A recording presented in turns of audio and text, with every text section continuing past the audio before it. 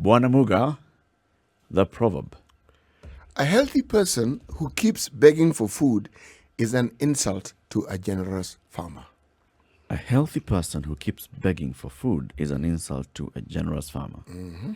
Does not take into consideration that the rains may have failed, that the livestock may have been decimated by drought, and that is the conditions that led them to beg. He could have begged to be given work to earn the food instead of begging for the food. I'm waiting for a retort. Mm-hmm. See, come back. Oh, just beg for food. Give them food, Bwana. Some people. Shit, give me work so that I can. It's okay. You give me food first, then I have the energy. Then now tomorrow we'll discuss work. When I've come with a full belly, then I can ask you, okay, now that you fed me, thank you very much. How about some work to do? Give me the money, then I will fill in the application form. Right? Yes. All right. Mambo ya kulima, wachana na wakulima. Ambia serikali kupatia kasi. Do you recall there was a lady who was reported as saying that, this issue of the loans that keep coming in, she doesn't want the government to do anything for her. She's done the maths. Apewe yake. Let her just be given her share. She will repay. She knows how many Kenyans there are. Her share is this amount. Can she be given hers? And she can decide what to do I'll never with complain again. Since she's going to be paying for it anyway, she can make arrangements to pay whatever is required from her, but let her be given hers directly. Right. We have a very important person in the studio with us this morning. He's a person who's received a head of state commendation, recognized by the president. Does the president know you? No, actually, the president doesn't know me. The president personally knows Fidel Makatia. You asked that question as though you know the president knows you. Maybe the president doesn't know me. So we're in the same boat. Okay, boatmate, carry on. Mm-hmm. But Fidel, head of state commendation, Fidel Makatia, he just graduated from Kenyatta University. What did you graduate in?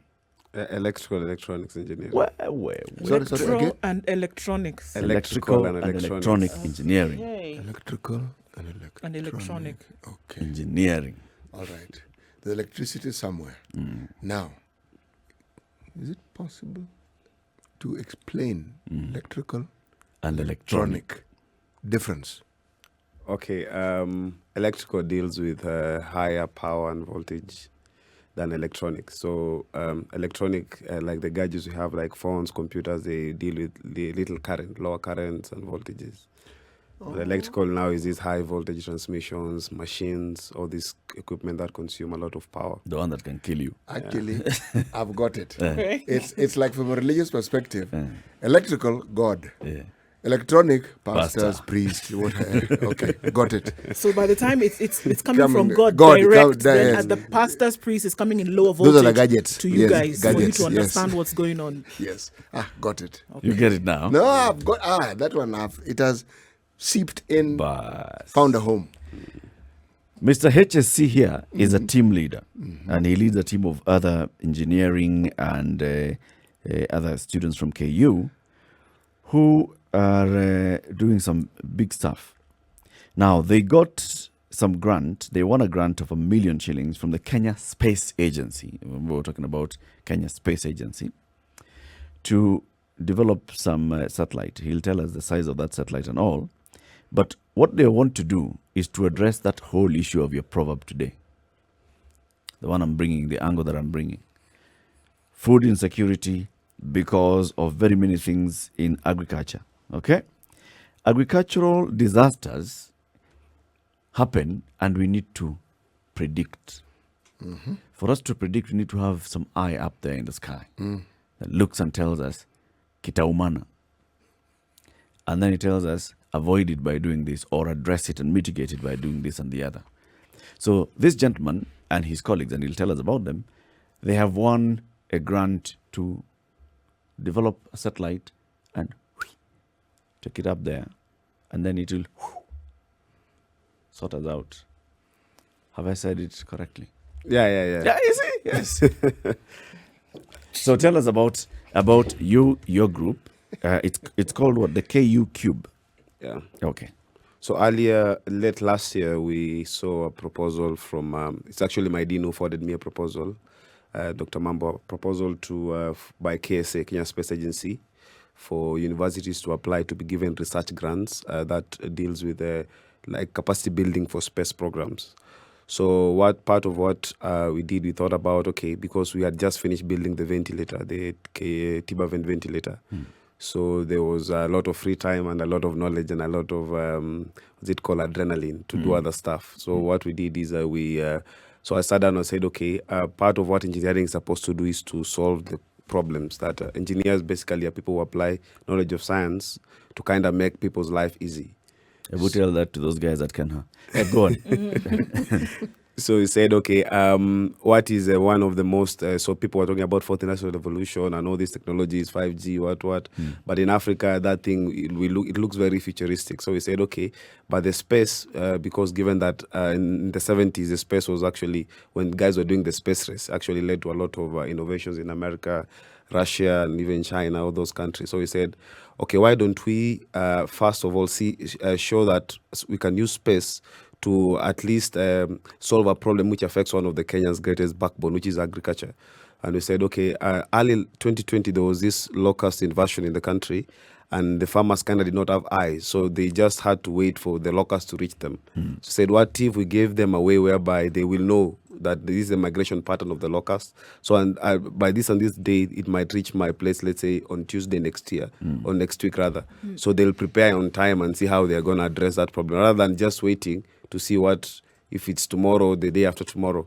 So we did a proposal. We were 5 students initially. That was 2 from electrical engineering and 3 from geography department, because they kind of deal with GIS, that is geographic information system, that is, and they deal with the patterns and those surveys. Then after doing the proposal, luckily enough, we were able to convince Kenya Space Agency, and we were awarded the grant. So the grant basically is for, when we got the grant, we said, okay, why don't we make it more interesting? Because the goal of the proposal was actually to have an home ground solution, so whereby we have at least most parts of the satellite is developed in the country. So he said, why don't we expand this to include even other engineering disciplines in the School of Engineering? That's when now we brought in aerospace engineers, mechanical engineers, software engineers, biomedical engineers, students, that is. So together we also got a mentor who's Dr. Mongera, who's a space expert, aerospace engineer. We offer space engineering courses in the country. Yeah, we have aerospace engineering in Kenyatta University. Remember Dr. Mongera that we hosted here, the chairman of the Mechanical Youth Engineering Enterprise Development Fund. And he's there in mechanical engineering. I remember him very well. And he has a PhD in going to space. He has a PhD in NASA. Yes. Wow. Go on. So part of the things I like is the passion I have is I see engineering as a tool to solve problems in society. That's why anytime there's a problem, I think, what can we do with what can I do with what I know? So when I brought together the team, the main idea was we make sure that 90% of these satellite components are built locally. So we can show Kenya, 1, has the capacity, 2, has the knowledge. Because we believe that through space exploration, other technologies will easily follow. Because most of the technologies in the 70s were actually from space, from the space program the countries used to have. So that's how we came up with KU Cube, and we developed most of the things locally, including circuit boards, operating system, and even you see how we design the structure. We have even written made in Kenya, so that in case there are aliens up there, they will find the satellite and see, oh, Kenyans also can make something. Yeah. Do I get the distinct impression that you believe that they are aliens? No. I didn't say I believe. Say in case. It's only that, okay, even other astronauts, in case it's found or something, they see it's made in Kenya. Right. It's just a pride we... But there's a likelihood that there are aliens up there. Depends on what you believe. That satellite will tell us. Well, CT, it's possible that you could take a trip and, just find out. Go and I'm sure we explore can for talk to yourself. them and see if they can, But I do have, even as you're talking about this, Fidel. So one thing that you said I think is critical in all of this is that there are solutions to a lot of the problems that we are facing today, whether that is data, information, etc., etc. We're not able to get to these solutions because we're not using the information that we have. So now you're looking at this, and then you mentioned locust, and I remember how terrible it was because you didn't really know what was coming until it had actually arrived. What are other areas that you see this particular exploration that you're talking about can actually seek to solve, or at least give information towards solving other problems in this country? Then before I go to the next. Okay, part of so the satellite has two payloads. Payload is basically okay. Let me just put it in simple terms: functionalities from the design constraint we were given by the Kenya Space Agency, and also from the constraint of weight. So we are supposed to build 1 kg only. So what part of the thing was it can take images and patterns of like do a survey images, high level images, so to be analyzed in the ground station that is back on the planet. Secondly, we have what we call something like relay satellite. So basically what it does is that you can send a signal to it, and the signal can be, you see, a satellite has a big geographical coverage. So we call it big footprint. So part of what we said is that, if you want right now to control a drone, it has to be in the line of sight. You have to be, you can see it because you're using a ground station, which is RC, which is you are handheld. So it has to be the visibility where you can. But now, if you have a satellite, you can control a drone from here, just like how Americans can do a drone from. They can control a drone all the way to Somalia because they have a satellite to map it. So that is part of the functionality we put on the satellite. This is to enable at least see UAV industry when we spy it, we enable guys to be able to connect to it, and also response, like things like, you see, Rwandans are doing medical delivery with drones. So drones can really cause a lot of spy in the country. Another area is IoT, Internet of Things. So if you have a place whereby there's a huge coverage, you can actually be having sensors receiving, sending data to the satellite, and ground stations receiving. So it basically means you can have a farm in Western Kenya and you're in Nairobi, and you're actually monitoring your farm with ease. There's no need of all these connections, running cables, and doing that. So that is just, we did it in a very small scale because of the constraints we were given by Kenya Space Agency, which is constraint of weight, power, and all those things. But if we can prove and show that you can actually control a drone from here to Western Kenya, and you can actually send sensors, even if they are small signals, it shows that the industry, we can really benefit from this kind of technologies.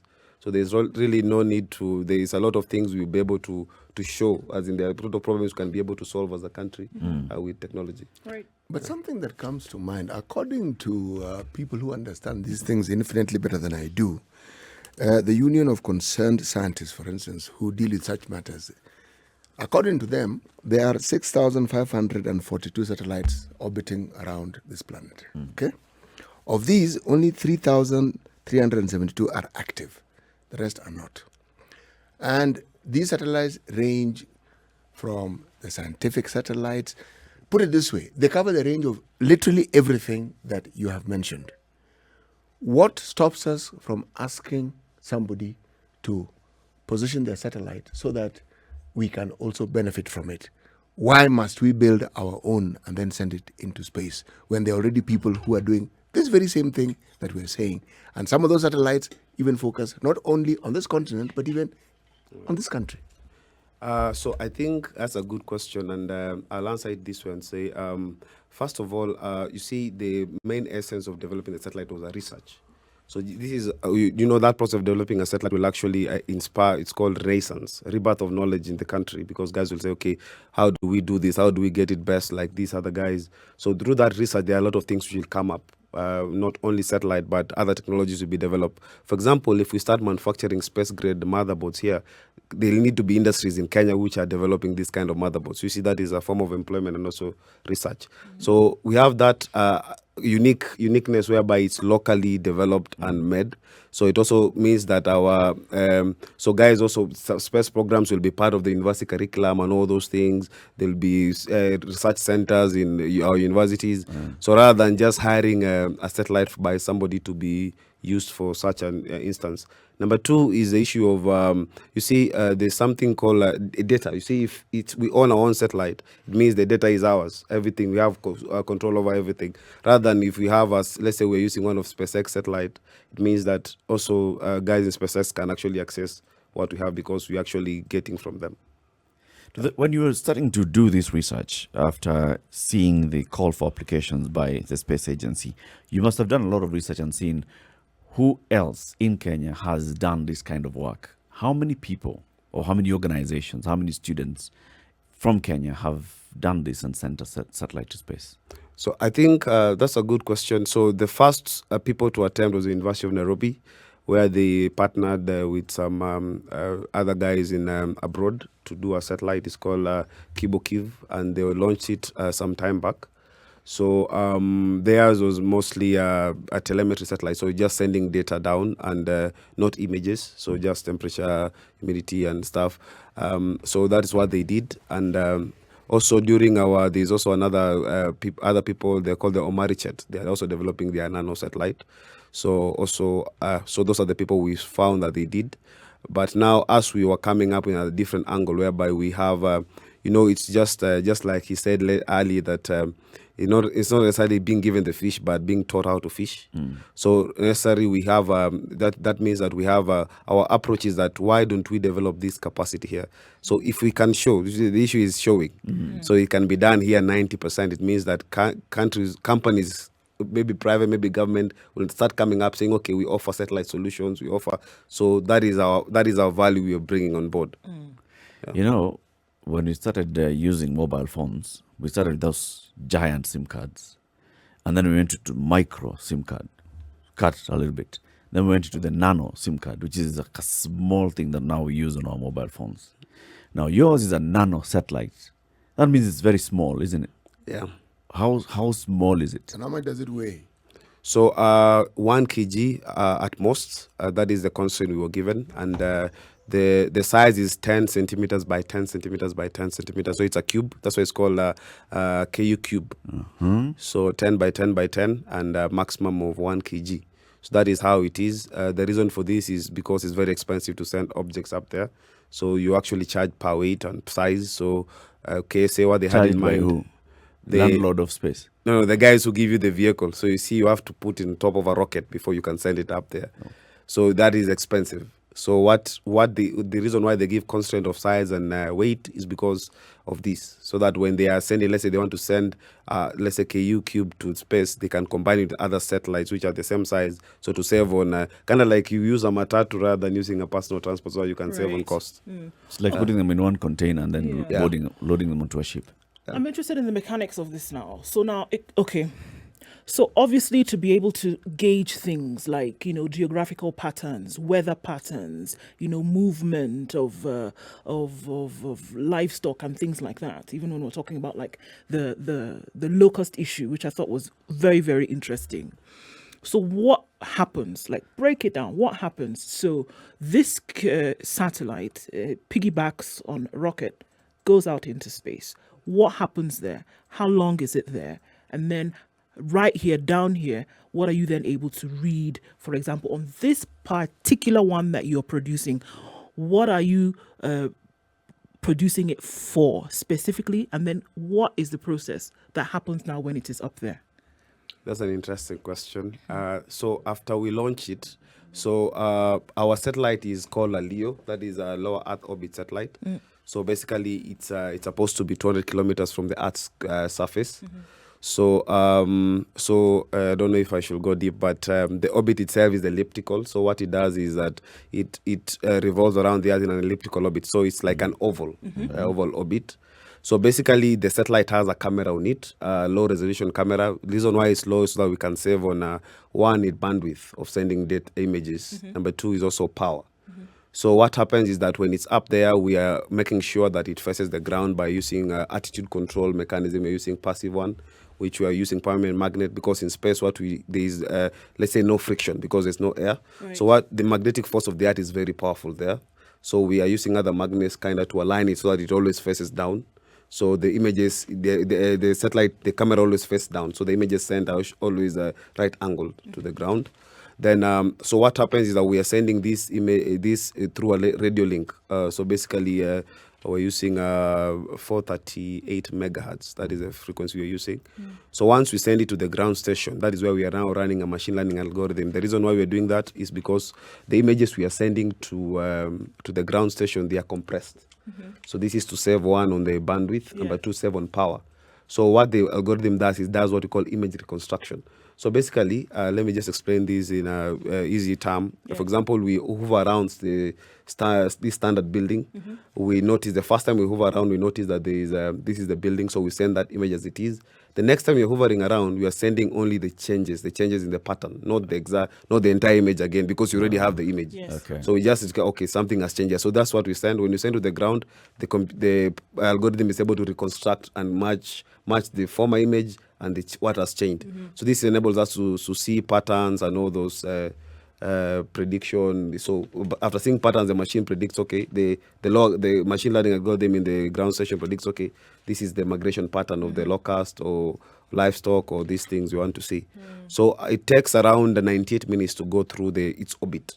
Oh, okay. So it means that it will only be above Kenya around 5 minutes. So that it might be too short to get also data down. So that's why you're using two kinds of communication media, that is S-band and also LoRa, to get this kind of images and telemetry. So we kind of separate images with its own link of communication, telemetry in its own link of communication. Yeah. I'd like to know this. Before we send this unsuspecting object into space, how will we test it to ascertain that it actually will do what we're saying it should do? Okay. So we are currently actually running tests first on the structure itself to make sure that space environment is not like here. For example, you can get 200 degrees up to negative 200 degrees, that is up to 300 degrees Celsius in space. So that means we need to make sure that the structure can hold that kind of thermal changes. And right now it's very hot, then all of a sudden it's very cold because it's really changing very fast. 98 minutes to revolve the entire planet is very fast. It's actually moving very fast. So we are doing those thermal tests. We're also doing the test to find out how it will break in case something happens in space, so that we can see what the debris, when they're coming to planet, how will they be coming, so that we make sure they don't come in a way that they will injure, they will cause other effects on other satellites in space. Okay. Then also we are doing, for the communication, we are doing local communication testing, and also we're doing what we call link budget design, where we factor in theoretically, of course, the losses, the Van Allen belt effects, and all those things. Also, we are running, there are some tests which we are seeing how we can get partners to do, because we kind of don't have the machines around. But yeah, to answer is that we are doing tests and simulation to see how it will behave. Then also the grant actually covers a prototype. It's only 1 million. It doesn't really, it takes more than, I think, 30 million to launch a nanosat in space. So the 1 million is just for a prototype phase. And the prototype, we are doing it at 37 kilometers above the ground. So it's kind of in the stratosphere. So yeah, so before going to space, actually, we are actually doing a trial run in the test bed in the stratosphere. Yeah. So how long is it expected to be there? So a LEO lasts for 2 years. Okay. So after 2 years, you decommission it.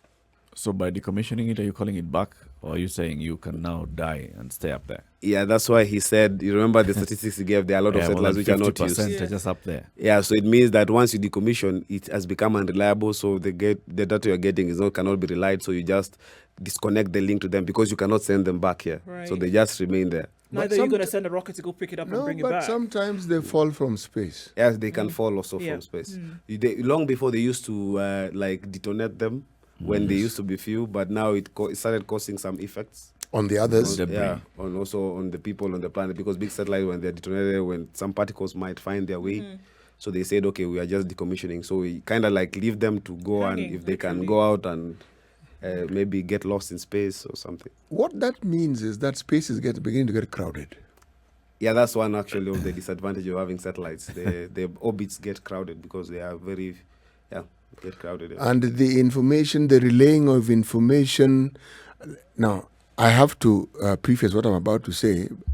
See, I come from a generation where when you wanted to listen to the radio, you did a little searching. There was no button you press for this thing to sort of like... You sort turn of, the dial. Yes, and you had the crackling sound, okay? And I was told that was supposed to be interference. Now, without crowding, no interference whatsoever in the transmission of information that you want, no commingling of information up there. Okay, interference will come in if you're sharing the same communication band, right?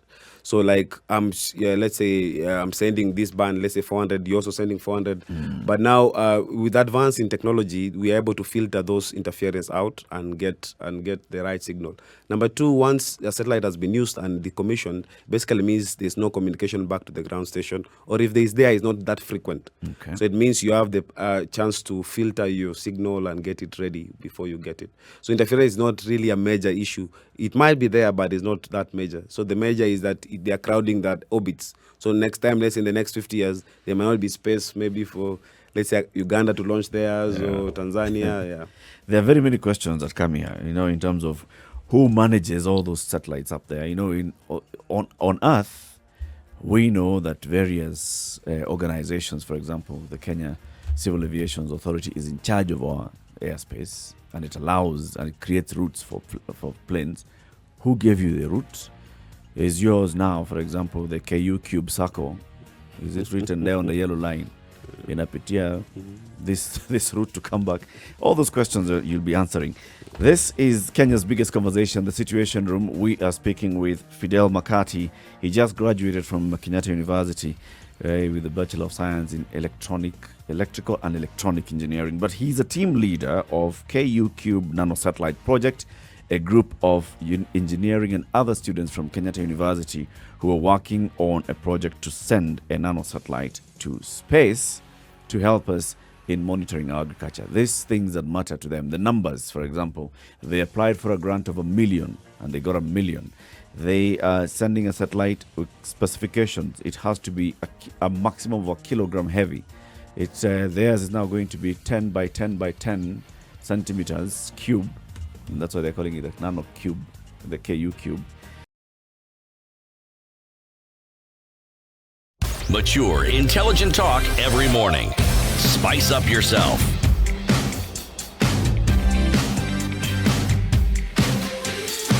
So as we keep complaining about how the roads are affecting all of us, let's also play our part. Absolutely. NTSA, together with the European Union, is asking us to do a couple of things. Drivers, be aware of your surroundings. Know what's happening behind you, in front of you, to your left and to your right. Always watch out for other road users, motorists, border riders. You often say you can't see them coming until you actually saw them coming. Cyclists, pedestrians, and school children crossing the road, trying to get to and from school. They all depend on you for their safety. It doesn't hurt to share the road.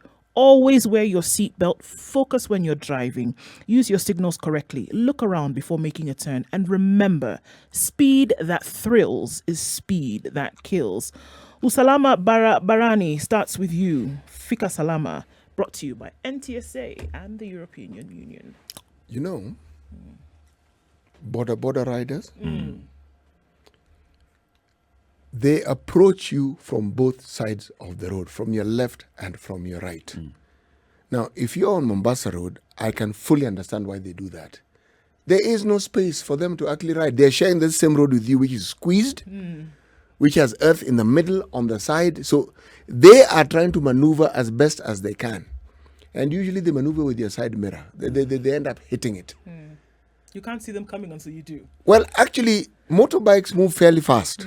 So one moment you're looking on the side. Remember, you're driving and doing what is being suggested. You're trying to be alert. I don't have eyes at the back of my head. No? So I can only look and see briefly on one side and the other. Because if I don't focus, then I will not be seeing what's in front of me. The issue here is well received. That particular piece of advice.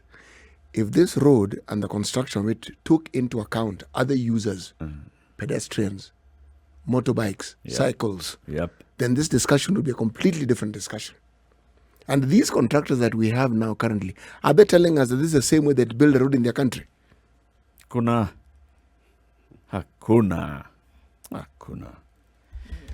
Engineering, like we've been told by Fidel Makatia, is a discipline of solutions.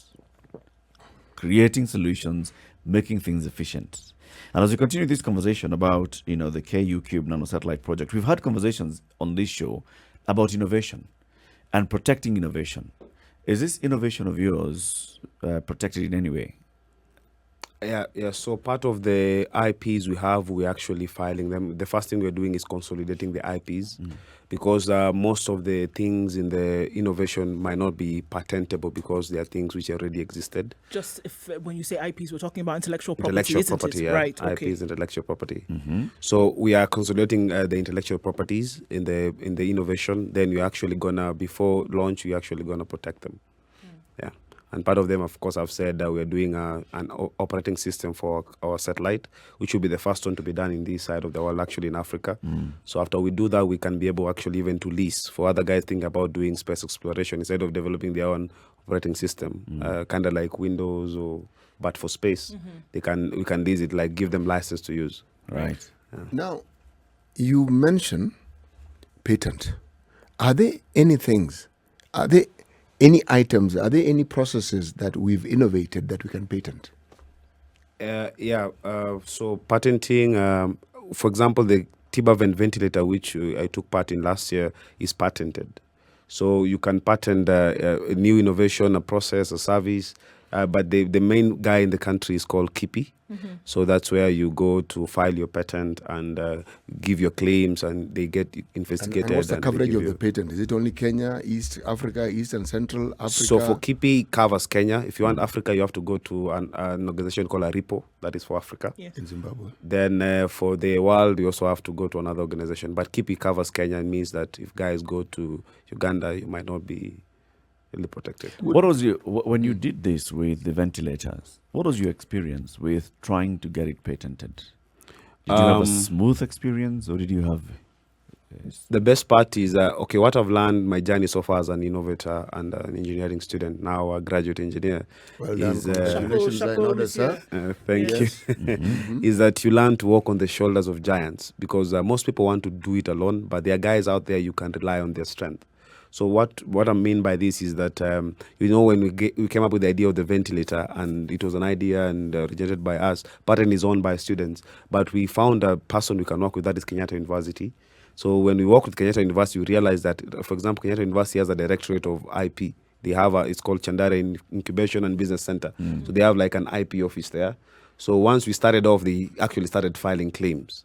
So by the time we were going to public about the ventilator, we already had an IP and an IP reference number. Right. So we kind of did not was shielded from all this hassle of I filed, how far, when is the progress, and other things also that Kenyatta University had. So I think mentorship is very important in every innovation journey. From my understanding, anything that has to do with space tends to be expensive. Yeah, that's true. That 1 million shillings, was it enough? That one won't be enough, actually, and that's why we told our sponsors, Kenya Space Agency, and they said this one is just to do we were just giving you a prototype, to do a prototype that is a test of what you have. Is it enough for a prototype? It might not also be enough for a prototype, but now we have a second phase which they are willing to open, that will allow us now to launch into deep space. Right. Yeah. Okay.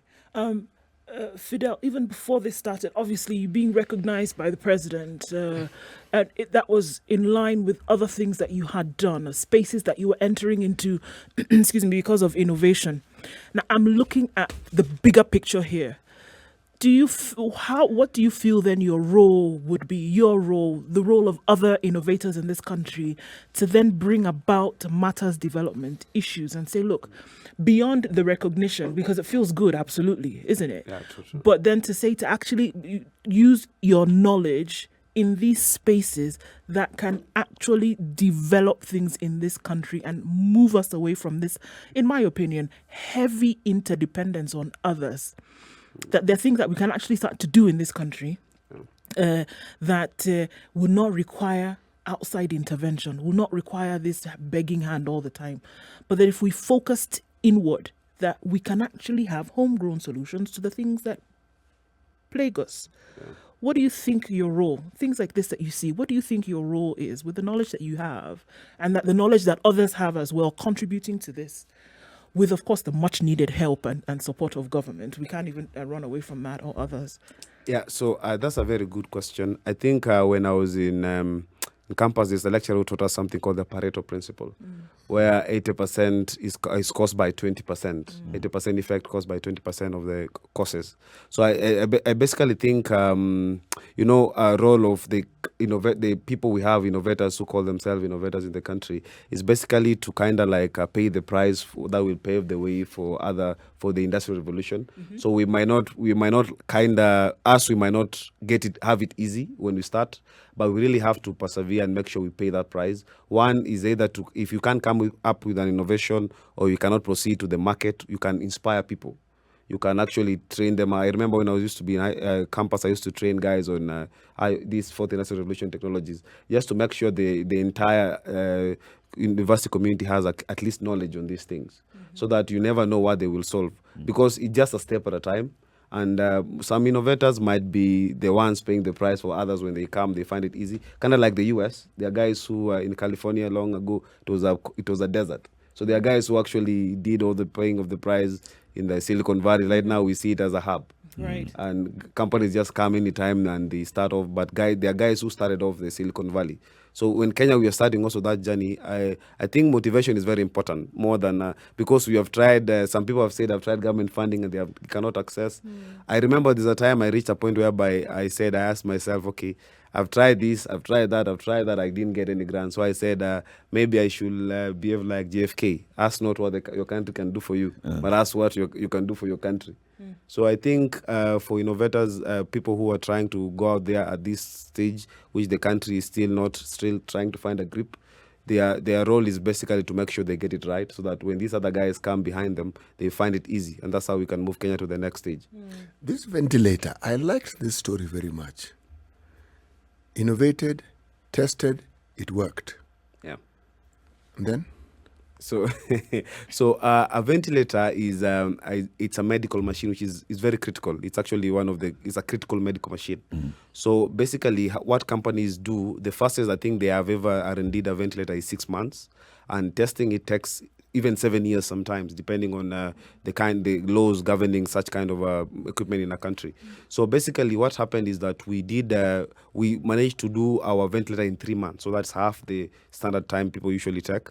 And we did most of the things from ground up. That means there are days we were sitting down in a lecture hall with medical students taking us through the principle of ventilation in the human body. And we were trying to think as engineering students, how do we create a machine that mimics this human body? Because at the time we were doing it, guys had not disclosed how their ventilators work because it was really a hotcake back in 2020. Sure. So because there was a acute shortage. So we said, okay, let's do it from principles. So that's what we started. So we IP'd it. But now the issue was this clearance, the regulations which are there. Yeah. So you need to go through. We did KEBS, the first one, we got it. We did the ethical review committee, we got it, because they need to see what are the human ethics in testing. What is how do you connect it to a human body? Is it biocompatible? Will it cause other effects? You can create a machine that ventilates, but the patient lives there with cancer. So you have actually you're not done much. It was. Yeah. So and we did also we got a PPB clearance. We need to get NACOSTI also clearance. So right now we're in a stage whereby now we got a clinical trial partner. So we're now moving it to clinical trials before now going to the market. So one key thing the university has is they really want to get it right, because it's kind of like their flagship project and product, that is. So it means that when we were doing the testing for a ventilator, we got another ventilator which is mostly widely used in the country, and we compared it to the standard. The ventilator actually did not meet the standard. So the ventilator that was being used in the country did not meet the standard. It was not calibrated. Yours was of a higher standard. Yeah, so ours met the ISO standards. So because once we are doing it, the university is very keen on getting the standards right, because it's an institution of higher learning. So they can't miss. If they miss, it will create credibility issues of their courses and stuff. So when we got this other one which was being used, we tested it with vis-a-vis the ISO standard. It wasn't calibrated. So we said, and this is what guys use. So they said, okay, you have to make sure yours get it right, so that we have kind of like if you buy a German machine, you're very sure it's a machine. Yeah. And we talk about this here on very many times. Universities, citadels of knowledge, centers of research, and it's good to see that a university such as Kenyatta University is encouraging a lot of innovation and thinking beyond the classroom teaching for its students. However, the challenge also then comes in the other part of the conversations that we have here, whether we are training people that meet the current market needs. Looking back at what you've done now as an innovator, as in your own research, and then looking at the coursework that you've gone through in university, are we training to meet the market needs? That's a good question, and I think most people. I think this depends on expectation when you go to campus, because most people in Kenya, they want to go to campus and get a good job. So, and part of what my course is called Bachelor of Science. So basically, they teach you the principles behind electrical and electronic engineering. So if you get out there, you might ask yourself, where do you use calculus? Yes. But the truth is, what Bachelor of Science is supposed to do is, so it makes you an inventor. It makes you somebody who can create solutions. Not really come and... and people plug say, into okay, existing I solutions. came here, I found this machine I couldn't use and they didn't teach me, but they taught you the principle behind that machine. So it means adapting any new technology will be easy for you because the principles remains unchanged. So I think university curriculum is actually universal. I don't think the training in the MIT and KU is the same, because the curriculum is universal. Then what you're supposed to do is, what can you do with that knowledge? Sure. So when we were building the ventilator last year, actually all this knowledge came together. Because we actually, we learned about a unit called numerical analysis. Now we can use it here to find the error in our solution, in our test data, and all those things. And we actually realized that the reason why people are fighting university education is because of the mindset of the country, because most people in Kenya want to be consumers and just maybe get employed or something like that. But now if you go to other countries which they think of producing, you realize this curriculum is very important to them. So my standing is that I think the curriculum is okay. The issue is now, how do you, because students mostly just stick to the curriculum. They don't see how they can apply or how they can add to. Kind of like universities give you the skeleton, you have to put the meat on the body. Sure. Does the university inculcate that in its students? We have courses which, for example, I was taught entrepreneurship as a course. I was taught leadership as a course. Was it part of your curriculum? Yeah, part of the engineering curriculum as a unit. And through that, I think, actually started my company last year also through that. And there are some things I was taught, like how do you finance some bookkeeping and accounting, which you can't get engineering doing. But it's really helpful now, because I now see, okay, how do I make sure I can calculate my profit margins if I'm running a business and things like that. But mostly, when you go to university, it's assumed that you're driven. It's not high school where they have to cane you to study. You have to.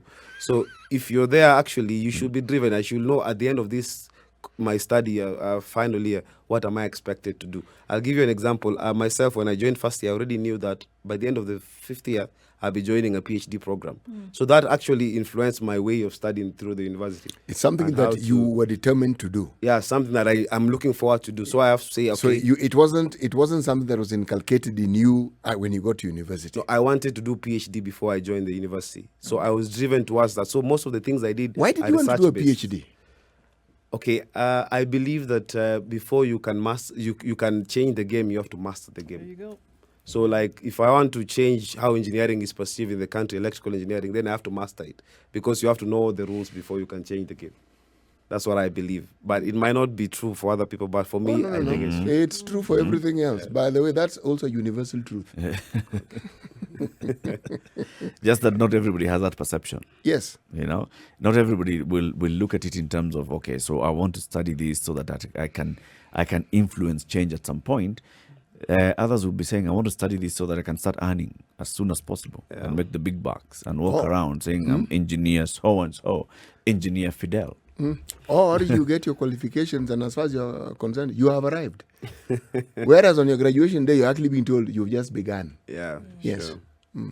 So it really depends in what your intent is. Because if your intent is getting employment, then through the curriculum, you'll be checking where is this theory applied in the industry. Then you'll say, there are these 3D printers which use this theory. As we conclude, Fidel, I'd like to ask you a question that we discussed earlier when we were looking at the papers. So the university placements came out, and we've seen the top 15 students in KCSE have taken courses in medicine. And the others have also taken courses in engineering. And this is what happens. I'm assuming for you to end up where you ended up, you are among that top, how many? Nowadays there was no ranking, so There's still no ranking. You just know that you're But top when you something. consider You have the A. what is required for you to admit it to the course, that's true. it isn't a C+. You have the A. That's so true. Yes. Now, most of your colleagues, those that were in school with you and scored as highly as you did, and then those that joined the courses with you are also people who are A students and A minus students. CT was arguing that it's about time that we also started encouraging A students to look at other courses, not just engineering, medicine. Do you agree? The truth is, I think I agree with him because doctors need engineers need teachers. So we really need all disciplines to have the total package as a country. We don't just need, if all of us are doctors, then we have a problem. If all of us are engineers, then who's going to treat us? Well, not all of us are A students. Okay. Also, But his point is a valid one. Of course. so Yes. also, people don't know that when you go to university, I think those A's and A minus, they actually C's because you start. It's like you kind of start afresh. It's a reset. So I really think. Okay, my opinion, like I said, you don't really judge somebody's brightness by the papers they scored after KCSE, because when you come to campus, we have had, for example, let me give you, myself, I didn't study in a national school. I studied in Kaimosi Boys. But when I was graduating last July, I got the highest GPA ever in my school. It has never been scored like that. Well And done. I was the only first class honors in my school. In my my discipline. That's a But shadow times three, I my didn't goodness. study in national school when I was. So it basically means you don't judge based on those things. You actually judge somebody because some things are born out of passion and interest. Absolutely. Not really what you scored in a paper. I agree.